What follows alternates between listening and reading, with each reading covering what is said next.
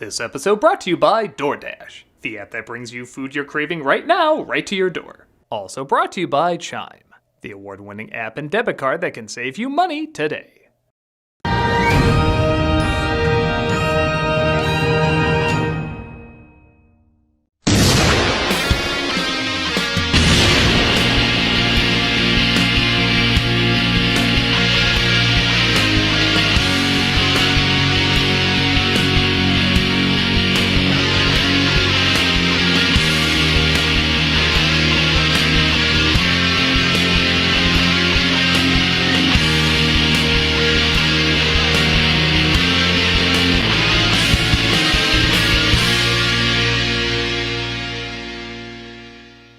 Hello, I'm the Nostalgia Critic guy, remember? All aboard! What? What's going on? You do want to see Santa Christ, don't you? Santa Christ, you kidding? No!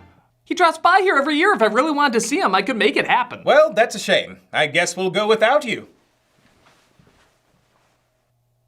A lot of people have mixed feelings about the Polar Express. You're not going to let your curiosity get the best of you. Oh, wait, get the out of here! Well, luckily I slipped the editor 50, so... How does it even work? I edit these. All right, you are all the people in the world who are not sure if Santa Christ exists. There's only one other person on the train. Shouldn't it be a crazy high number, like 20? I don't question the magical yet inconsistent choices of the bearded one. Well, could you? Because this kid from certain angles looks a little uncanny valley. Just sit back and enjoy the enchanted journey of... Well, we're here.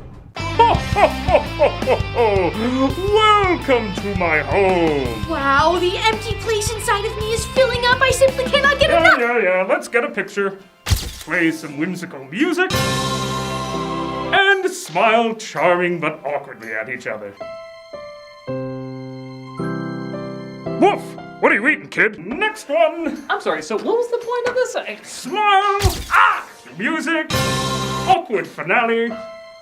Am I facing you? Doesn't matter. Off you go. Woof. Wait a minute, that's it? Well, what do you expect? Our source material is a picture book. Pay at the front desk.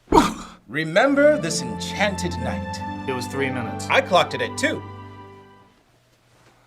I guess when you think about it, adapting a picture book isn't exactly the easiest thing.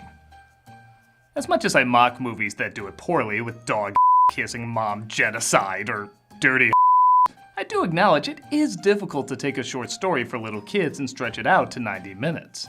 That's one of the reasons I think films like Where the Wild Things Are, Hugo, and Paddington I pretty much consider flawless masterpieces. Because not only did they expand on these incredibly short stories, but they stay true to the vision and themes of them. And not, Kiss it, Who Bill! you do you.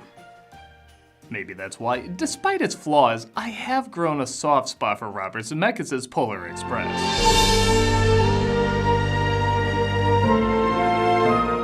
Though now a staple for many around Christmas time, I was both surprised yet not confused about it getting mixed reviews from critics. The short of it is, they were distracted by the uncanny valley of the motion capture animation and felt it was too forcefully trying to become a Christmas classic. I don't disagree, but what the film gets right, especially when compared to other picture book adaptations, I think is worth giving high praise. I remember growing up with the story and really appreciated the film tried to entertain people the same way the source material did, rather than shove whatever slang, pop cultural references, or fart butt humor will be dated in a week. That seems to be less and less with kids' book adaptations, and I really think this film should be applauded for it. But yes, there are clearly things that don't work. Yet, to the film's credit, they are interesting things that don't work. Whether you get into it or you don't, people love to discuss this movie. Like they enjoy figuring out exactly what it is that makes them enjoy it enough, or what it is that turns them off just enough. I'll admit I'm one of those people that loves talking about it, and that's what I'm gonna do today. So if you're ready to discuss what doesn't quite look right. I said quite, not painfully. Maybe I should use some different CG makeup. Better? Leave. This is the Polar Express. First off, I want to give this movie credit for having the to actually be rated G. I know it sounds weird, but nowadays and even back then, studios thought a film had to be PG or higher for people to see it. So they'll add an occasional swear word or sometimes nothing at all to get it that PG rating. This film has more scary imagery than Inside Out, but it doesn't think your kids are I should also point out this movie was originally supposed to have Tom Hanks as all the roles. He does have a lot of them, but Zemeckis saw he was getting exhausted and scaled it down to motion capturing for only 5, including the main kid and the conductor. I will say, since they didn't go all the way with him playing all the characters, I think they should have just kept him as the conductor. The idea of a one-man show with CG animation I do find fascinating, especially in a story that teases this could all be a dream. But when it's not all him, you do notice the Hankisms more when compared to the characters that are played by other actors. I mean, the idea of getting other actors is to work off different energy of other performances, bringing in something new and fresh. But when half of them are the same person, you get a little too used to the same expressions and reactions. Even the designs look the same. Every character he plays has that tick-style chin, weird eyeliner eyes, and train whistle lips. This isn't makeup, it's animation. You can make him look however you want. Make him look however you want! With that said, I think he does do pretty good. Though Josh Hutcherson does the main character's voice, they work pretty well off each other to make this kid, named Hero Boy, by the way. What, did you just watch Gordy? Seem like a believable onlooker who has a lot of doubt. It's like Big if Hanks and his best friend played the same role. In a PS3 game. And to hold everyone's presents, his sled would have to be bigger than an ocean liner. And yeah, I guess I should talk about the animation, as for many, it is the most distracting part. I personally think it looks great. For 2004. There's no question it's trying to go beyond what it's capable of doing at the time, and yes, they maybe should have waited 10 more years or so before trying this. But when you realize this came out the same year as Scooby-Doo 2, Van Helsing, and Garfield, you may cut it a little more slack. Ironically, the film looks better when it's trying to capture the surreal look and feel of the book, rather than the realism of human textures and movement they focus so hard on. The characters don't need to look real, they just need to feel real. And a clever stylized look can accomplish that. If it looked too real, I'd be questioning why the camera can go through glass paper or whatever this is. I think the film shines more when it tries more weird stuff like that. Hero Boy is starting to have doubts about Santa, but suddenly a mysterious train appears outside. I reckon we have a 50-50 chance at this.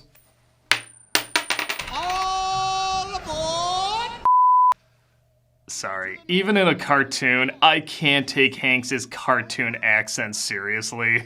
Every second I'm expecting him to go, knock, knock.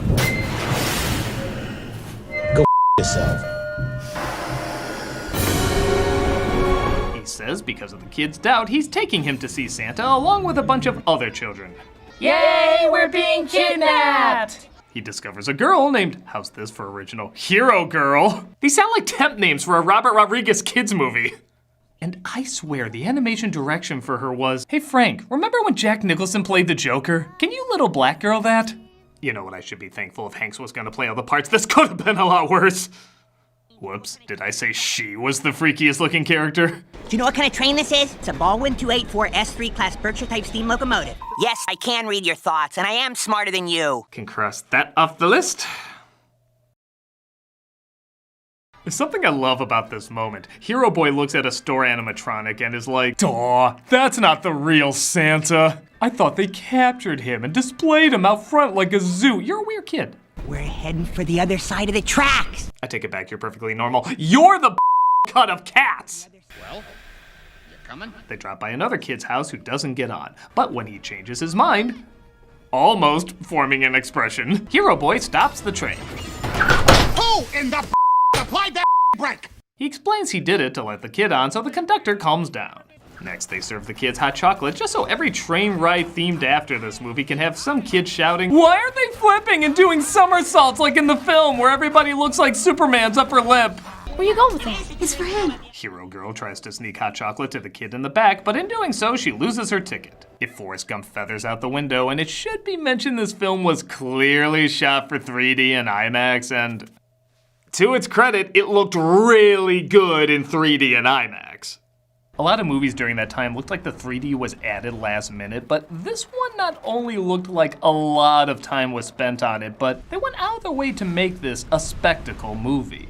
Even if it's not as impressive on the small screen, the colors and backgrounds are still jaw-dropping, leading to some imaginative and beautiful landscapes, which is what CG really shined in at the time.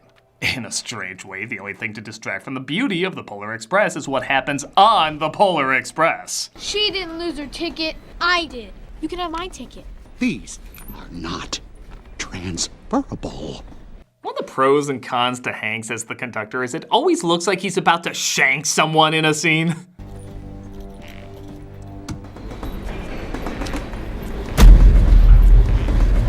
No, it's nothing that crazy. They just climb to the top of the train to make their way to the front. What the Hey! I found your ticket! Now, I guess it's possible this is the shadow of the homeless man he discovers on top. If so, why did he take her to the back, and where the did they go? Did they forget there was an inside of the train they were inside of? And by God, how do so many animated characters survive the cold wearing the equivalent of a bath towel? Would you like to hear about movies? They're all the best I've ever seen in my life. Is this something I can do for you? Tom Hanks also plays the hobo, who's hands down my favorite character. We don't know exactly what he is, but they hint at him either being an angel or a ghost. Though this environment is already otherworldly, there's something even more otherworldly about him. That image alone of him making a fire on top of the train is pretty awesome.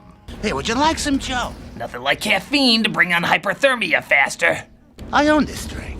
Oh, yeah. It's like I'm the king of this train. Yeah, the king. Even when he moves awkwardly, there is kind of an excuse because he's a spirit. He would move a little different.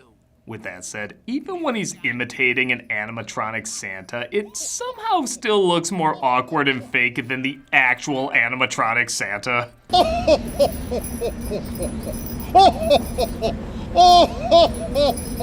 The fireplace. This is what you should loop on your TV around Christmas time. A lot of the film is discussing doubt and faith. Not necessarily in God or a religion, but really about anything important. I do like it isn't just a bland follow your dreams message as much as sometimes it's hard to know what to believe and there's going to be a lot of trial and error. Like they're saying, there are good times where you need to be skeptical. I want to believe, but You don't want to be bamboozled, conned, or duped, hoodwinked. You don't want to be taken for a ride, railroaded. I used to watch cable news too. I know the feeling. Even the message of seeing is believing is almost contradicted with the most real things are the ones we can't see. Seeing is believing. The most real things in the world are the things we can't see. There are layers to the message they're getting across. Not tons, but it's like Fred Mertz's cake. They're all in there. We gotta jump them knuckles. They have to get to the front of the train before the tunnel hits, so he uses a pair of ghost skis. I don't know, to get down there.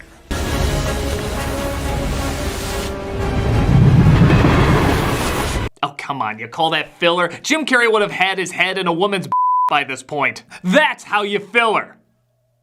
you? I thought you got through Robin. He gets to the front and discovers Hero Girl, but the train starts speeding out of control. What about this red one? It looks like a brake. No, he said this was the break. Are you sure? Are you sure? Are you sure it isn't the lever that says blatant character arc?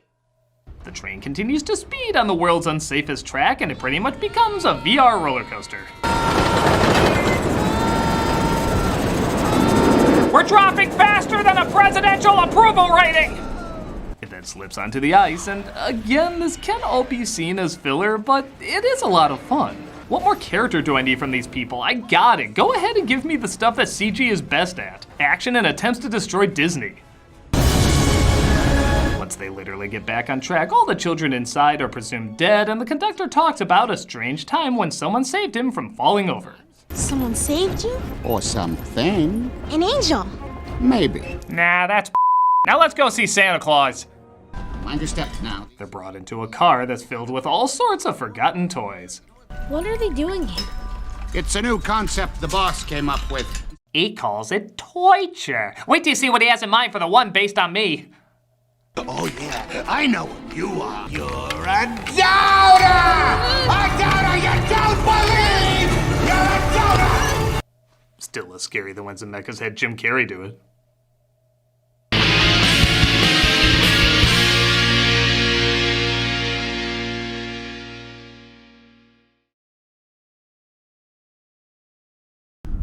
Attention, ladies and gentlemen, if you look to your right, you'll see DoorDash. It's right next to the what do you want to eat tonight mountains, and just south of the maybe you want a home-cooked favorite but don't feel like going to the store river. But as historians have pointed out, or you want something exciting and new, but it would be great to stay in tonight, DoorDash connects you with everything you want, whenever and however you want it. Those wacky historians. Our flight attendants are coming to your seats now to get you what you want to eat right now and right to your door with DoorDash. Along with the restaurants you love, you can now get groceries and other essential items delivered with DoorDash. Get drinks, snacks, and other household items in under an hour. But not on a plane. This is just a sponsorship joke we're doing. Craving late night ice cream, forget that one key ingredient for dinner, or maybe you just need to stock up for the week. With DoorDash, get everything in one app. With over 300,000 partners, you can support your neighborhood go-tos or choose from your favorite national restaurants like Popeyes, Chipotle, and Cheesecake Factory. Ordering is easy, and your items will be left safely outside your door when you choose contactless delivery drop-off. For a limited time, our listeners can get 25% off and zero delivery fees on their first order of $15 or more when you download the DoorDash app and enter the code Nostalgia2021. That's 25% off and up to $10 value and zero delivery fees on your first order when you download the DoorDash app in the App Store and enter the code Nostalgia2021. Don't forget that's code Nostalgia2021 for 25% off your first order with DoorDash. Subject to change, terms apply. Stewardesses will also be serving you a healthy dose of Chime. When your online checking account balance is running low, the last thing you need is a $33 overdraft fee. If my voice sounds different, I totally didn't just take a break to watch a bad movie and review it for an upcoming episode because I am a pilot. Overdraft fees have gotten way out of hand. In 2019, traditional banks took $11 billion in overdraft fees. Chime does things differently. In your overhead compartment, you'll notice that Chime is an award-winning app and debit card that has saved its members more than $10 billion in overdraft fees with Spot Me fee-free overdraft. Eligible members can overdraft up to $200 on debit card purchases and cash withdrawals with absolutely no fees. And get this, Chime is giving away $10 to the first 1,000 people to sign up for a Chime account using my exclusive promo code. Just go to chime.com/enroll and enter the promo code Nostalgia and activate your Chime debit card within 30 days of enrolling to get your $10. Now, go join the millions of people loving Chime. Offer ends February 28th, 2022. Check out chime.com/enroll to learn more. You know this isn't my real voice, just all pilots have to do this voice. My real voice sounds like this. Banking services provided by and debit card issued by the Bancorp Bank or Stride Bank N.A. members FDIC. Spot Me eligibility requirements apply. Overdraft only applies to debit card purchases and cash withdrawals. Limits start at $20 and may be increased up to $200 by Chime. Chime member overdraft fee savings based on eligible members' use of Spot Me V. $33 average overdraft fee. Overdraft fee data based on bank rate checking account survey. NCRL June 2020 overdraft fees report. This was your captain speaking. Thank you for flying sponsorship air. Buy things. These things.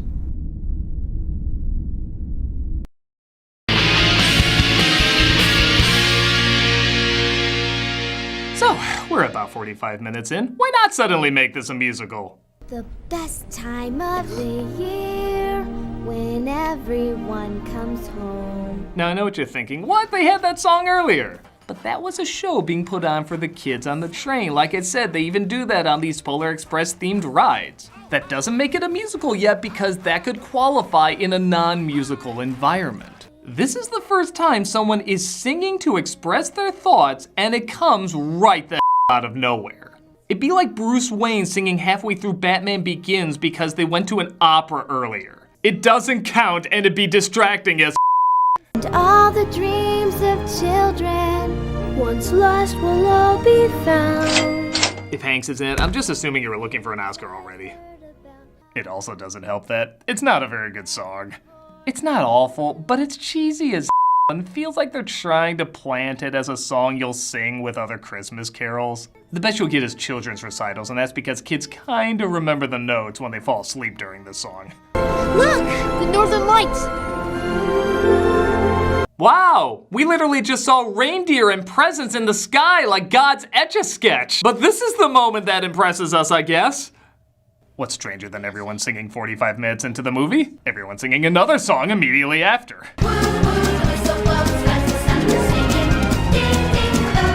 Did I say the last one was a Christmas pageant song? This one you can already see kids in conductor hats performing. And you know, for all that build-up, the North Pole's kind of boring. It is neat that it's based around the Pullman factory from Chicago, but I'm sorry, this is a lame place to see Santa. It's so lifeless. This isn't where the elves work, this is where they're imprisoned. Even the music playing makes me think there's gonna be a character from BioShock around the corner.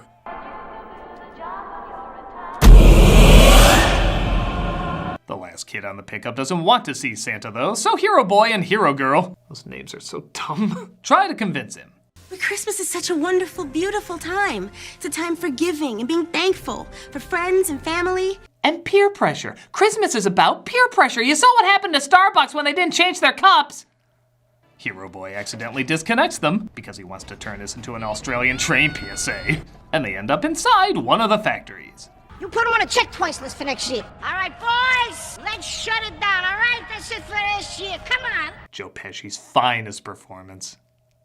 I'm shocked that this scene of them essentially going in a giant bank teller tube is also pretty forgettable. Say what you will, but the thrill ride portions of this movie were great. So riding in what every kid imagines riding in every time they visit the bank should be downright amazing. What do we get?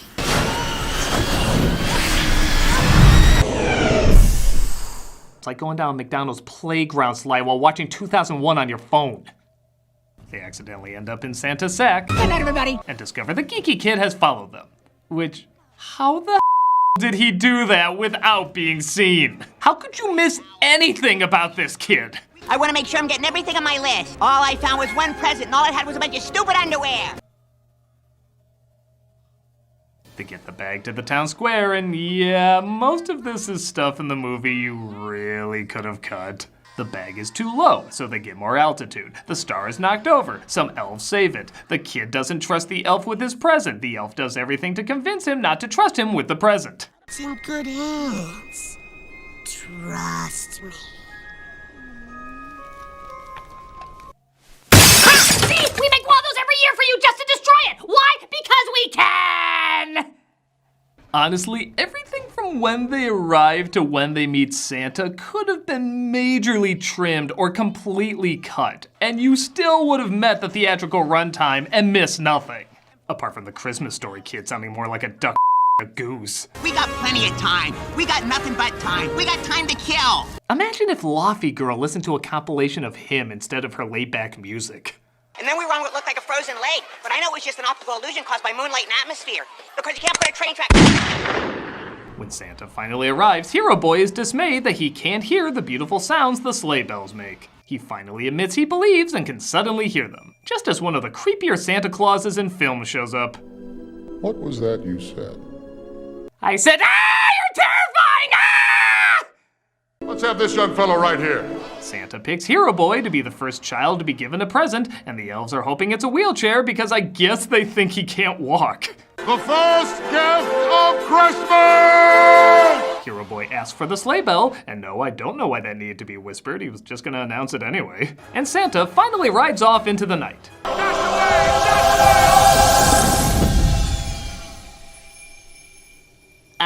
That wasn't supposed to happen, folks. Well, best get started on the funeral. Why does his blood smell like candy canes? It's funny, for as hard as Zemeckis tried to make this timeless, it's like he said, let me have one painfully dated thing in it. Lift your spirits, swing that girl, right on top of the world tonight, yeah. Even though this isn't a Weinstein production, I still feel like they stepped in for that joke. The elves all dance with completely blank faces, but when Hero Boy gets to the train, he discovers the silver bell is gone, falling through a hole in his pocket. Ha! You should have asked for a new robe for Christmas, dumb. Gee, that's really too bad. Really? If I could clone you so I could repeatedly kill you, I wouldn't, because temporarily that would mean there'd be more than one of you, but I would think about it very closely. For hours. The children are dropped off back home where they'll wait for their presents to be delivered. It doesn't matter where they're going.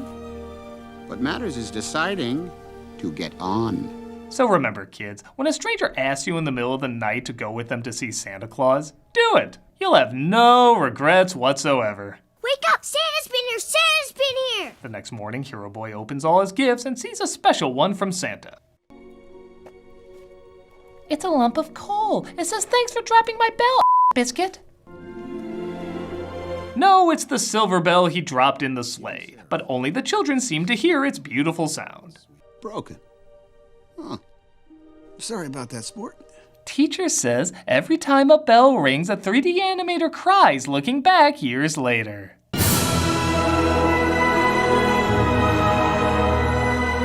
Now that was the Polar Express, awkwardly flawed, but I do find myself warming up to it more and more. When it came out, I guess I was more critical of it, and yes, all the problems people point out are true. But after so many lesser cheap adaptations of kids' films, I really do admire this one tried to pull as much from the book as possible. It was trying to be timeless, innovative, and memorable. And for 2004, I think it did succeed. The errors are very obvious though, in terms of the awkward facial expressions, which CG has gotten a lot better at. So if someone just can't get into it because of the uncomfortable faces, I understand. That's where you can get the majority of emotions from. For me though, it isn't just the faces, it's the backgrounds, it's the themes, it's the atmosphere and environment. That speaks to me just as much. And while those two aren't perfect, I still leave feeling, maybe not whimsically enchanted, but comfortably entertained. I still get that nice snug feeling you associate with Christmas while watching it. Like someone made a really well thought out production of some sort of Christmas play, but it was done with weirdly carved marionette puppets. Yes, that's distracting, but you still feel the effort. It may not be a masterpiece, but whether you're a fan or not, it's definitely an experience either way. Okay, Critic, I tried less makeup. How's this look? I don't know where you live, but move further away.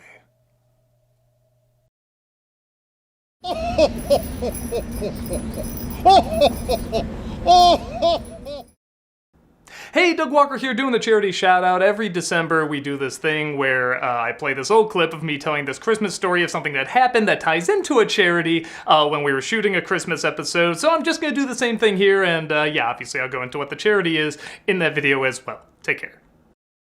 Hey everybody, Doug Walker here doing the charity shout out, and I have a funny story for you.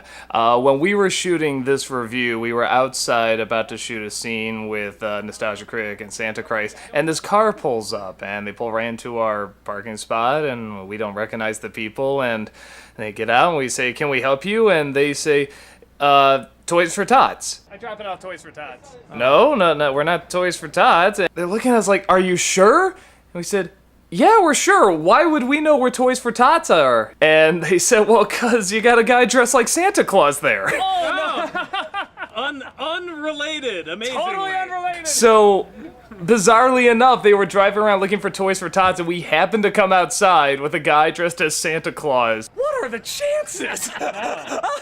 And I took it as a sign. So the charity we are doing this week is Toys for Tots. A lot of you have heard this charity before. This is a charity that gets toys to kids who are not able to have toys this Christmas. A lot of people donate in December, but for next year it's good to know that they actually start in October and November as well.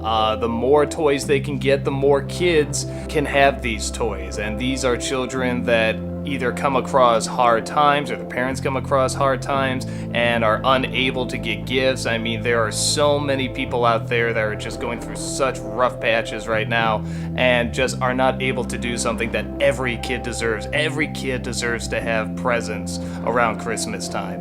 And these are people that make it happen. It's of course done by the Marine Corps, but they also have so many good sponsors behind it. They have Disney, they have Macy's, they have Toys R Us. All these people try so hard to raise awareness, and you see that poster everywhere of Santa with the Marine uniform in the closet. And if you even go to their YouTube channel, Marine Toys for Tots, you'll see that so many kids benefit from this and so many celebrities get behind this as well. And it's just a good cause because every little kid deserves presents on Christmas. And by donating toys or money to this wonderful charity, you can help make that happen. So whether it's donating online or just driving around until you see a guy dressed like Santa, please definitely take the time to look into it, buy a gift for a child less fortunate, and help them have a wonderful holiday. Donate to Toys for Tots. Yes, They're it's a awesome. good organization. Santa Christ approves.